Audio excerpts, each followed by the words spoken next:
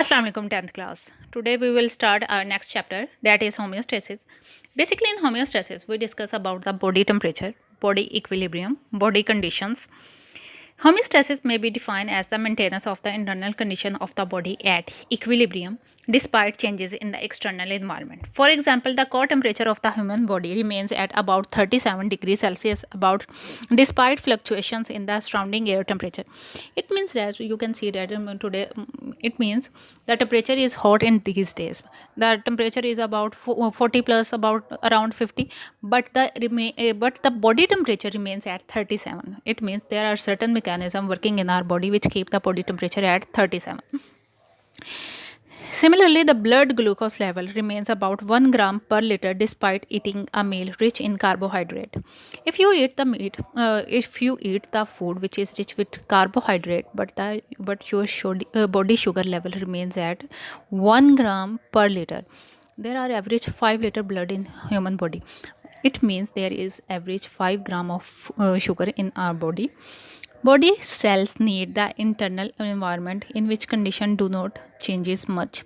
Stable internal conditions are important for the efficient functioning of the enzyme. Enzyme only work when there is a condition suitable for their working. It means there should be proper temperature, proper pH. If there is slight change in these conditions, enzyme activity or enzyme working stops.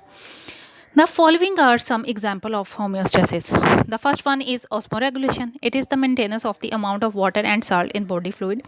And what is the body fluid? Basically, body fluid is blood and tissue fluid. We know that the relative amount of water and salts in the body fluid are inside cell control the process of diffusion and osmosis.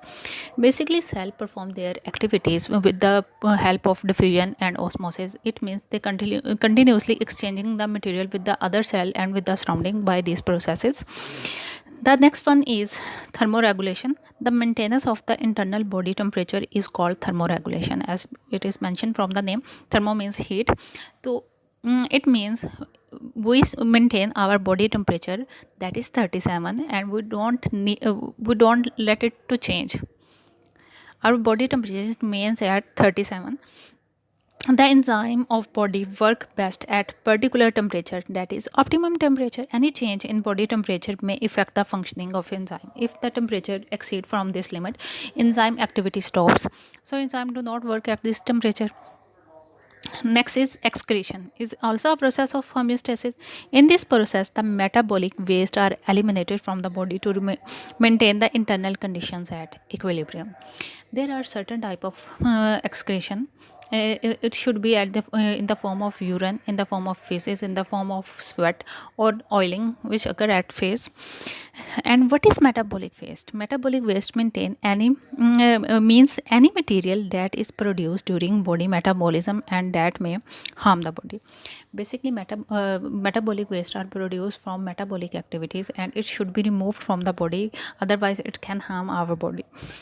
The next one is homeostasis in plant. Plant respond to the environment changes and keep their internal condition constant. It means they also maintain homeostasis. They apply different mechanism for homeostasis of water and other chemicals.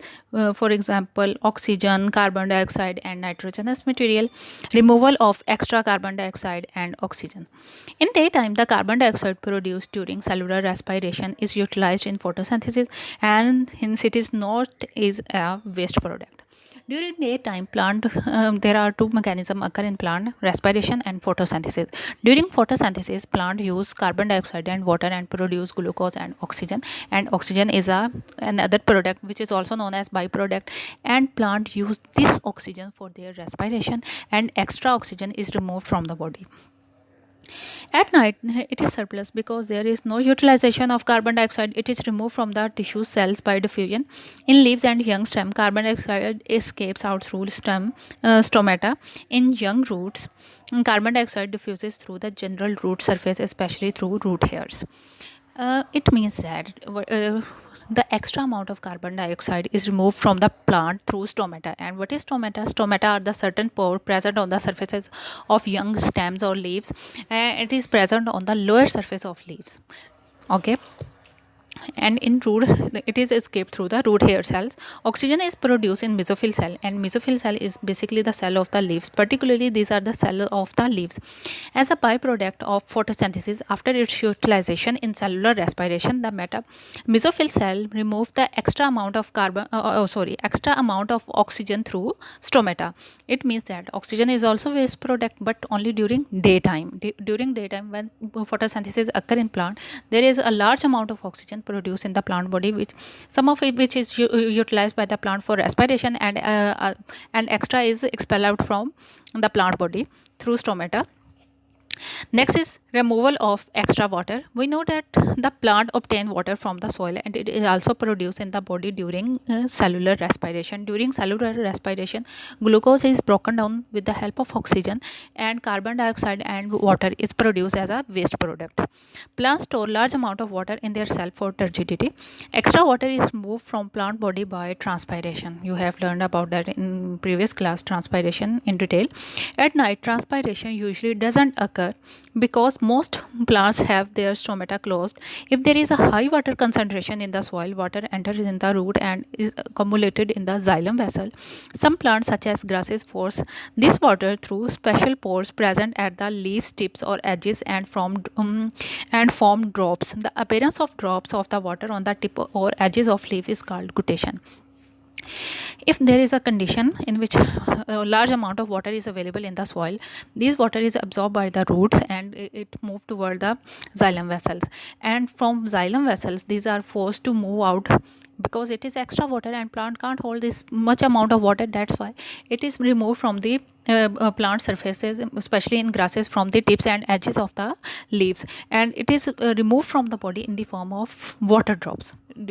In other plants, you have you have read that extra water is removed from the body in the form of transpiration and in the form of water vapors, but during this condition, this water is removed from the body in the form of water drop. So that's why it is known as guttation, and it occurs mostly in grasses.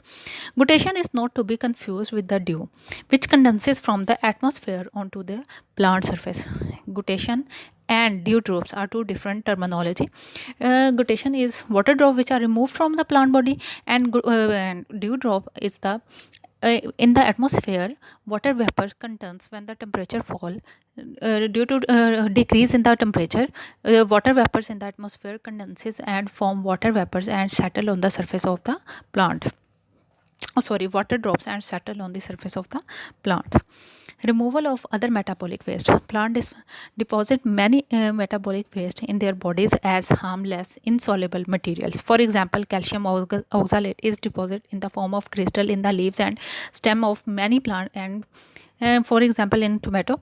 It means that metabolic waste are also produced in the plant body because certain metabolic activities occur in plant body. So metabolic waste also produced in the plant body, and this metabolic waste may be in any form, especially a calcium oxalate. It makes the insoluble crystal and deposit in stems or leaves of the plant body. In trees which shed their leaves yearly, the excretory products are removed from the body during leaf fall. In the trees which shed their leaves annually, these metabolic waste are moved toward the leaves and settle there, stored there. And when plants shed their leaves, all the metabolic waste are removed from the plant body. Waste material that are removed by some plant are resins by conifers trees, gums by kicker, latex by rubber plant, and mucilage by carnivores plant and ladyfigure. The removal of excretory product is a secondary function of leaf fall. If the leaves are not shed, the calcium oxalate just remain as harmless crystal in the leaves. Osmotic adjustment in plant. On the basis of the available amount of water and salts, plants are divided into three groups: hydrophytes, xerophytes, and halophytes. Hydrophytes are the plant which live completely or partially submerged in the fresh water. Basically, they are also known as fresh water plants. Such plants do not face the problem of water shortage. They have developed mechanism for the removal of extra water from their cells. Hydrophytes have broad leaves with a large number of stomata on their upper surface. Basically, stomata are present on the lower surface of the leaf, but in these plants, because there is a large amount of water, so their leaves are broad and their stomata are present on the upper surface mostly. This characteristic characteristic help them to remove the extra amount of water. The most common example of such plant is water lily. The second in xerophyte, basically these are the plant which are found in the dry conditions, dry environment, and live in the dry environment. They possess thick waxy cuticle over their epidermis to reduce water loss from internal tissues. Basically, cuticle is a waxy material which cover the plant body, and it helps to prevent the transpiration. They have less number of stomata to reduce the rate of transpiration. Such plants have deep roots to absorb maximum water from the soil. Some xerophytes have special parenchyma cell in stems or root in which they store large quantity of water during rainy days. That makes their stems or root wet and juicy, called succulent organ. Basically, these parenchyma cell which store the water in these plants are called the succulent organ. Cacti or cactus are the example. Halophytes live in seawater and are adapted to the salty environment. They enter in salts enter in the bodies of such plant due to higher concentration in seawater. In seawater, you know that there is a large amount of salt is present, but in these plant only salts from seawater enter into their body. On the other hand, water tend to move out of their cell into the hypertonic seawater, and from plant only water move from plant body to seawater. When salt enter into the cell, plants carry out active transport to move and hold large amount of salt in vacuoles. Basically, active transport is the mechanism in which the molecule move from the area of lower concentration to area of higher concentration. So here active transport occur, and it retains salt in their vacuole. Salts are not allowed to move out through the semi-permeable membrane of vacuole. So the sap of vacuoles remain even more hypertonic than the seawater. In this way, water doesn't move out of the cell. Many seagrasses are included in this group of plants. Hopefully you have understand about. So this is all about today's lecture. Hopefully you have learned about this very well. If you find any difficulty, you can ask me. You have to learn them very carefully. Thank you.